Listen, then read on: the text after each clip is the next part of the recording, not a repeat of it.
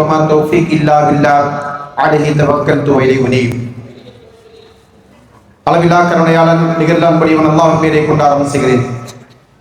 நுகரின் நிறைவே சகோதரர்களே, சகோதரிகளே, தாய்மார்களே, அல்லாஹ்வுடைய மாபெரும் கிருபையினால் இன்று ஈதுல் அத்ஹா என்று சொல்லக்கூடிய பெருநாளை கொண்டாடுவதற்காக வேண்டி நாம் எல்லாம் இங்கே வருகை தந்திருக்கின்றோம். இந்த நேரத்தில் இப்ராஹிம் அலைஹிஸ்ஸலாம் அவர்கள் யார், அவர்கள் நமக்கு சொல்லுகின்ற பாடங்கள் என்ன என்பதை பற்றிய சில செய்திகளை உங்களோடு பகிர்ந்து கொள்வதற்காக வேண்டி நான் உங்களுக்கு முன்னால் நின்று கொண்டிருக்கிறேன். அன்பானவர்களே, இந்த உலகில் இருந்து கொண்டிருக்கின்ற மிகப்பெரிய மதங்கள் என்று எடுத்துக்கொண்டோமையானால் இஸ்லாம், கிறிஸ்துவம், யூதம் என்று உலகளவில் இந்த 3 மதங்களை வரிசைப்படுத்துவார்கள். இந்த 3 மதத்தவர்களும் தங்களுடைய வழிகாட்டியாக தேர்ந்தெடுத்துக் கொண்டிருக்கின்ற ஒருவர் தான் இப்ராஹிம் அலைஹிஸ்ஸலாம் என்று சொல்லக்கூடிய நபர். இவருடைய பேரில் தான் ஆப்ரஹாமிக் ரிலீஜன் என்கிற ஒரு அடைமொழி இருந்து கொண்டிருக்கிறதை பார்க்கிறோம்.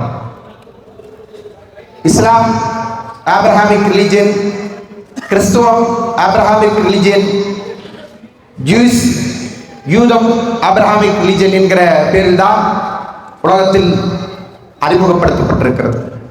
அதற்கு காரணம், ஈராக் என்று சொல்லக்கூடிய ஒரு நகரத்தில் ஊர் என்கிற ஒரு ஊர் இருந்து கொண்டிருக்கிறது. ஏறத்தாழ 5000 ஆண்டுகளுக்கு முன்பாக வாழ்ந்து கொண்டிருந்த அந்த பிரதேசத்திலே இப்ராஹிம் அலைஹிஸ்ஸலாம் அவர்கள் பிறந்து வளர்ந்தார்கள். அந்த சமூகம் உலகத்தில் மிகப்பெரிய நாகரிகமாக, தொன்மை சமூகமாக அறியப்பட்ட ஒரு சமூகம். இன்னும் சொல்ல போனால் இன்றைய நம்முடைய இந்தியாவில் வாழுகின்ற பெரும்பான்மை சமூகம் எப்படியான நம்பிக்கை கோட்பாடுகளோடு வாழ்ந்து கொண்டிருக்கிறதோ அதற்கொப்பான ஒரு சமூகமாக அவர்கள் இருந்தார்கள். அந்த சமூகத்திலே வாழ்ந்த இப்ராஹிம் அலைஹிஸ்ஸலாம் அவர்கள் இந்த உலகத்திற்கு தன்னுடைய அல்லாஹ்வுடைய தூதராக வந்தார். படைத்தவன் ஒருவன் தான், அவன் மட்டும்தான் வணங்க தகுதியானவன். அவன்தான் இந்த அண்ட சராசரங்களை படைத்து ஆட்சி செலுத்திக் கொண்டிருக்கின்ற ஏகனான இறைவன் என்கிற ஏகத்துவ கொள்கையை உலகத்திற்கு பறைசாற்றி அதற்காக வேண்டி தன்னுடைய வாழ்க்கையை அர்ப்பணித்துக் கொண்ட ஒரு நபராக இருக்கின்ற காரணத்தினால் ஏகத்துவம் என்கிற கோட்பாடை கொண்டிருக்கின்ற அத்தனை மதங்களும் அவரை தங்களுடைய கதாநாயகராக கொண்டாடுகிறார்கள். இதான் இதற்கு பின்னால் இருந்து கொண்டிருக்கின்ற காரணம். அதே நேரத்தில் இங்கே நாம் இன்னொன்றையும் புரிந்து கொள்ள வேண்டும். இப்படி உலகத்தின் பெரும்பான்மை சமூகமாக இருந்து கொண்டிருக்கின்ற மதங்கள் இப்ராஹிம் அலைஹிஸ்ஸலாமை கொண்டாடுகிற அதே நேரத்தில் உண்மையில் இப்ராஹிமை கொண்டாடுவதற்கு தகுதியானவர் யார், அதற்குரிய அளவுகோல் என்ன என்பதை அல்லாஹ்வுடைய மார்க்கம் சில வரம்பு நெறிமுறைகளை சொல்லித் தந்திருக்கிறது. எப்படி கிறிஸ்தவர்கள் நாங்கள் இப்ராஹிமிற்கு சொந்தக்காரர்கள் என்று சொல்கிறார்களோ, யூதர்களும் அதே போன்று சொல்லிக் கொண்டிருக்கிறார்களோ, அதே போன்றுதான் முஸ்லிம்களும் சொல்லிக் கொண்டிருக்கிறார்களா என்று கேட்டால் நிச்சயமாக இல்லை. இப்ராஹிம் அலைஹிஸ்ஸலாம் அவர்களை பற்றி அல்லாஹ் நமக்கு சொல்லுகிற போது அவருடைய மார்க்கத்தை பின்பற்ற வேண்டும் என்கிற கட்டளை பிறப்பிக்கிறான். இத்தபி மில்லத்தை இப்ராஹிம் ஹனீஃபா, முற்றிலும் இறைவனுக்கு கட்டுப்பட்டு வாழ்ந்த இப்ராஹிமுடைய மார்க்கத்தை நீங்கள் பின்பற்றுங்கள். யூதனாக இருந்தாலும் சரி, கிறிஸ்தவனாக இருந்தாலும் சரி, முஸ்லீமாக இருந்தாலும் சரி, இவர்களில் யார் உண்மையில் இப்ராஹிம் அலைஹிஸ்ஸலாம் அவர்களை பின்பற்றக்கூடியவர்கள் என்பதற்கான ஒரு அடிப்படை டெஸ்டே இதுதான். யார் இப்ராஹிம் அலைஹிஸ்ஸலாமுடைய மார்க்கத்தை பின்பற்றக்கூடியவர்கள் என்று சொன்னால் இப்ராஹிம் அலைஹிஸ்ஸலாம் அவர்களை போன்று அறிவாளியாக அவர் இருக்க வேண்டும். இப்ராஹிம் அலைஹிஸ்ஸலாம் அவர்களை போன்று தியாக அடிப்படையில் தன்னுடைய வாழ்க்கையை இறைவனுக்காண்டி அர்ப்பணித்துக் கொண்டவராக அவர் இருக்க வேண்டும். இப்ராஹிம் அலைஹிஸ்ஸலாம் அவர்களை போன்று நன்றி பாராட்டுகின்ற ஒருவராக அவர் இருக்க வேண்டும் என்பதைத்தான் அல்லாஹ் தஆலா இப்ராஹிம் அலைஹிஸ்ஸலாமுடைய வாழ்க்கையில் நமக்கு சொல்லுகின்ற ஒரு செய்தி. இப்ராஹிம் அலைஹிஸ்ஸலாம் அவர்கள் அந்த சமூகம் இணை வைத்து வாழுகின்ற காலச்சூழலில்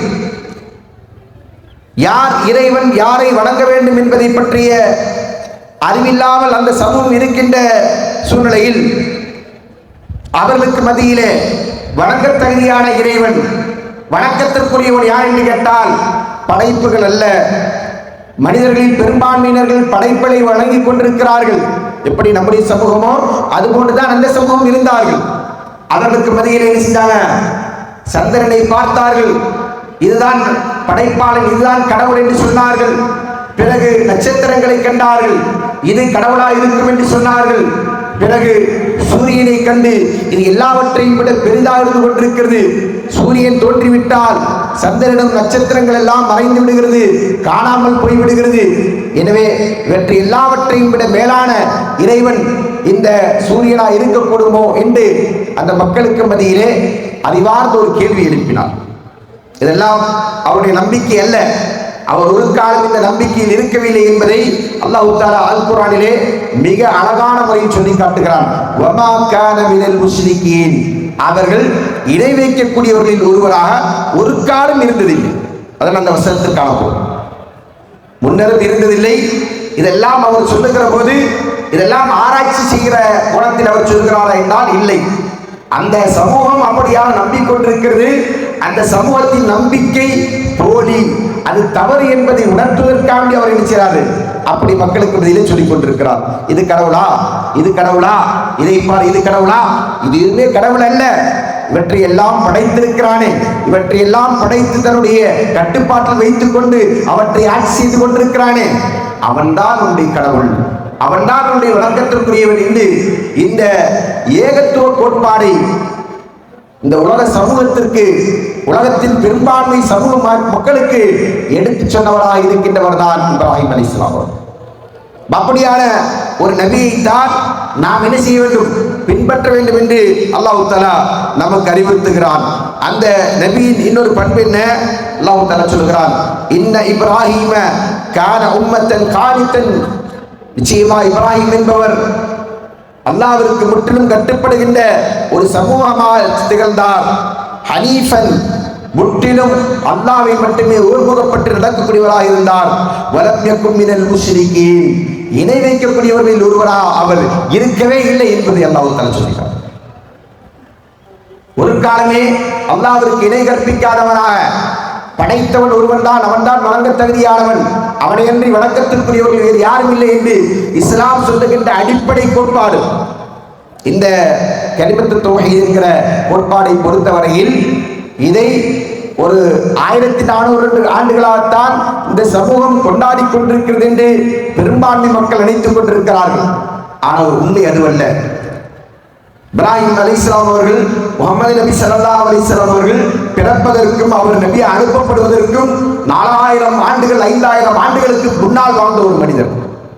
மனித நாகரிகம் என்று சொல்லக்கூடிய இந்த நாகரிகங்களின் தலையான நாகரிகங்களாக அறியப்பட்டிருக்கின்ற நாகரிகம் தான் மெசொப்பொட்டேமியா நாகரிகம் என்று சொல்லக்கூடிய இந்த நாகரிகம். அந்த நாகரிகத்தின் சொந்தக்காரராக இருந்திருக்கிறவர் தான் நபி இப்ராஹிம் அலைஹிஸ்ஸலாம் அவர்கள். மெசொப்பொட்டேமியா நாகரிகம் என்பது ஈராக்கை சார்ந்தது. ஈராக்குடைய அந்த வரலாறு, அந்த வரலாற்றுக்கு சொந்தக்காரராக இருந்திருக்கின்ற நபி இப்ராஹிம் அலைஹிஸ்ஸலாம் அவர்கள் உலகத்திற்கு சொன்ன கோட்பாடு ஏகத்துவம் தான், ஓரிரை கொள்கைதான் என்பதை எடுத்து சொன்ன ஒரு இறை தூதர் தான் நபி இப்ராஹிம் அலைஹிஸ்ஸலாம் அவர்கள். அந்த இப்ராஹிம் அலைஹிஸ்ஸலாம் அவர்கள் எப்படி அல்லாஹ்விற்கு முற்றிலும் கட்டுப்பட்டவராக வாழ்ந்தாரோ, அடிபணிந்தவராக வாழ்ந்தாரோ, அவர் அல்லாஹ்விற்கு இணை கற்பிக்காதவராக வாழ்ந்தாரோ, அந்த அடிப்படையில் யார் அவரை பின்பற்றுகிறார்களோ அவர்கள்தான் உண்மையில் மில்லத் இப்ராஹிமை பின்பற்றக்கூடியவர். அதை அல்லாதவர்கள் யாராக இருந்தாலும் சரி, எந்த சமூகத்தவராக இருந்தாலும் சரி, அவர் இப்ராஹிம் அலைஹிஸ்ஸலாம் அவர்களை பின்பற்றக்கூடியவராக இருக்க மாட்டார். அடுத்ததாக இப்ராஹிம் அலைஹிஸ்ஸலாம் அவர்கள் தம்முடைய வாழ்க்கையிலே பல்வேறு விதமான தியாகங்களை செய்திருக்கிறார். யாருக்காக வேண்டி? தன்னை படைத்த, அகிலங்களை படைத்திருக்கின்ற இரட்சகன் அவன் இந்த தியாகங்களை எல்லாம் செய்ய வேண்டும் என்று ஏவி இருக்கிறான். அந்த கட்டளை கிணங்க முற்றிலும் இறைவனுக்கு கட்டுப்பட்டு எல்லா விதமான தியாகங்களோடும் அர்ப்பணிப்புகளோடும் வாழ்ந்த ஒரு மனிதராக அவர் இருந்திருக்கிறார். அந்த தியாகத்தின் வெளிப்பாடைத்தான் நாம் என்ன செய்கிறோம்? ஈதுல் அத்ஹா என்று சொல்லக்கூடிய தியாக திருநாள் என்று சொல்லக்கூடிய இந்த நாளிலே நாம் வெளிப்படுத்திக் கொண்டிருக்கிறோம். இப்ராஹிம் அலைஹிஸ்ஸலாம் அவர்கள் தன்னுடைய மகனாரை அல்லாஹ்விற்கு வேண்டி பலியிடுவதற்கு துணிந்தார். இந்த ஒரு நம்பிக்கை பெரும்பான்மை மக்களிடத்தில் காலங்காலமாக இருந்து கொண்டிருப்பதை நாம் பார்க்கிறோம். உயிர் பலி என்பது கடவுளுக்கு செய்கின்ற தியாகமாக எல்லா சமூகமும் கொண்டாடுகிறது, பார்க்கிறது. ஆனால் அதோட உண்மையான தாற்பயம் என்ன? இஸ்லாம் அதை எப்படி சொல்லுகிறது? உண்மையில் இறைவனுக்கு உயிர் பலி தேவையில்லை. இஸ்லாம் சொல்லுகின்ற கோட்பாடு என்ன? மனிதனை அறுத்து இறைவனுக்கு அவனை படைகள் செய்ய வேண்டிய, காணிக்கையாக்க வேண்டிய தேவை இருக்கிறதா என்றால் இல்லவே இல்லை. ஆனாலும் கூட இன்றைக்கும் பெரும்பான்மை சமூகம் அதை செய்து கொண்டுதான் இருக்கிறது. மாறாக இஸ்லாம் என்ன சொல்லுகிறது? மனிதன் தன்னை படைத்த இறைவனுக்காக வேண்டி எல்லாவற்றையும் தியாகம் செய்வதற்கு முன்வர வேண்டும். அதில் தன்னுடைய மகளாக இருந்தாலும் சரியே என்கிற ஒரு தத்துவத்தை எடுத்து சொல்லி, அதை காட்டிலும் அவனிடத்திலே பெரியது என்னவென்று சொன்னால் மனிதனோட உள்ளத்தில் இருந்து கொண்டிருக்கின்ற பயபக்தி, இறைவன் மீதான அச்சம், அதுதான் பெரிது. அதை வெளிக்காட்டுவதுதான் இந்த பலியின் நோக்கமே தவிர உயிர் பலி அல்ல, ரத்தத்தை சிந்துவது அல்ல என்பதை அல்லாஹ் தஆலா நபி இப்ராஹிம் அலைஹிஸ்ஸலாம் அவர்களை சோதித்து அந்த சோதனையில் அவரை வெற்றி பெறச் செய்து அதை நமக்கு நடைமுறைப்படுத்தி காட்டியிருக்கிறார். இப்ராஹிம் அலைஹிஸ்ஸலாம் அவர்களும் தன்னுடைய குடும்பமும் எப்படிப்பட்ட ஒரு குடும்பம் என்று சொன்னால், இறைவனுக்காக வேண்டி எதை வேண்டுமானாலும் செய்வதற்கு துணிந்தவர்கள் என்கிற அடிப்படையில் சிறு வயது பிள்ளையா இருக்கின்ற இப்ராஹிம் அலைஹிஸ்ஸலாம் அவர்கள் இஸ்மாயில் அலைஹிஸ்ஸலாம் இடத்தில் இப்ராஹிம் அலைஹிஸ்ஸலாம் அவர்கள் சொல்கிறார்கள், யா புனி இன்னி அரா ஃபில் மனாமி அன்னி அத்பஹுக ஃபன்துர் மாதா தரா. என் அருமை மகனே, நான் எனது கனவில் உன்னை அறுப்பதாக கனவு கண்டேன், நீ என்ன கருதுகிறாய்? இந்த கட்டளை இது இறைவனுடையது என்ற அடிப்படையிலே தன்னுடைய மகனிடத்திலே ஆலோசனை செய்கிறார். இந்த ஆலோசனை செய்வதற்கு மகன் எந்த அளவுக்கு பக்குவப்பட்டவராய் இருக்க வேண்டும், அவரை படைத்தவனை புரிய வைத்து எந்த அளவுக்கு அவர் வளர்த்திருக்க வேண்டும் என்பதையெல்லாம் இதற்கு பின்னால் நாம் சிந்திக்க வேண்டிய விஷயங்கள். அந்த வளர்ப்பினுடைய வெளிப்பாடுதான் அவர் சொல்லுகிறார், யா அபதி இஃப்அல் மா துஅமர், எனது அருமை தந்தையே, உங்களுக்கு என்ன கட்டளை பிறப்பிக்கப்பட்டதோ அதை செய்யுங்கள். சதஜிதுனி இன்ஷா அல்லாஹு மினஸ் சாபிரீன், அல்லாஹ் நாடினால் என்னை நீங்கள் பொறுமையாளர்களில் ஒருவராக காண்பீர்கள். நான் எந்த பதட்டமும் அடையாமல், நிலை குறையாமல் இறைவனுடைய கட்டளை நிறைவேற்றப்படுகிறதா அதற்கு நான் தயாராக இருக்கிறேன் என்கிற அடிப்படையில் என்னை நான் வெளிப்படுத்திக் கொள்வதற்கு தயார் என்று தனது மகனார் சொன்னார் என்பதை அல்லாஹ் தஆலா சொல்லி காட்டுகிறார். ஒரு முஸ்லிம் இப்ராஹிம் அலைஹிஸ்ஸலாம் அவர்களை பின்பற்றுகின்ற ஒருவர் தன்னுடைய குடும்பத்தை எப்படி வளர்க்க வேண்டும் என்று சொன்னால் இப்படித்தான் வளர்த்தெடுக்க வேண்டும். இறைவனுக்காக எல்லாவற்றையும் தியாகம் செய்யக்கூடிய மனநிலையில் அவர் தன்னுடைய குடும்பத்தை வளர்த்தெடுக்க வேண்டும். அன்பானவர்களே, இன்றைக்கு நாம் நம்முடைய குடும்பத்தை அப்படி வளர்த்திருக்கிறோமா என்பதை சிந்திக்க கடமைப்பட்டோம். அற்ப சொற்ப உலக ஆசைகளை கூட நாம் அல்லாஹ்விற்காக வேண்டி தியாகம் செய்யக்கூடிய நிலையில் இல்லை என்பது இன்றைக்கு நம்முடைய பெரும் சோதனையாக இருந்து கொண்டிருக்கிறோம். அல்லாஹ்விற்காக வேண்டி நம்முடைய சொத்தில் பாதியை தியாகம் செய்வோம். நமக்கு இருந்து கொண்டிருக்கிற செல்வங்களில் சிலவற்றை கொடுப்போம் என்று சொன்னால் கூட அதற்கு கணக்கு பார்க்கின்ற நிலையில் நம்முடைய நிலை இருந்து கொண்டிருக்கிறது என்று சொன்னால், இப்ராஹிம் அலைஹிஸ்ஸலாம் அவர்கள் வளர்த்த பிள்ளை எப்படி இருக்கிறார்? தன்னுடைய உயிரை கூட அல்லாஹ்விற்காக வேண்டி தியாகம் செய்கின்ற அளவிற்கு அர்ப்பணிப்புள்ள ஒரு பிள்ளையாக இருக்கிறார். அதே போன்றுதான் மனைவி, அதே போன்றுதான் குடும்பத்தின் அத்தனை உறுப்பினர்களும் அப்படியான ஒரு தியாகத்தை தான் இப்ராஹிம் அலைஹிஸ்ஸலாமுடைய வாழ்க்கையிலிருந்து நாம் பெற வேண்டும். அந்த தியாகம் நம்முடைய வாழ்க்கையில் இருக்கிறது என்று சொன்னால் நாம் இப்ராஹிம் அலைஹிஸ்ஸலாம் அவர்களை பின்பற்றுவோம்.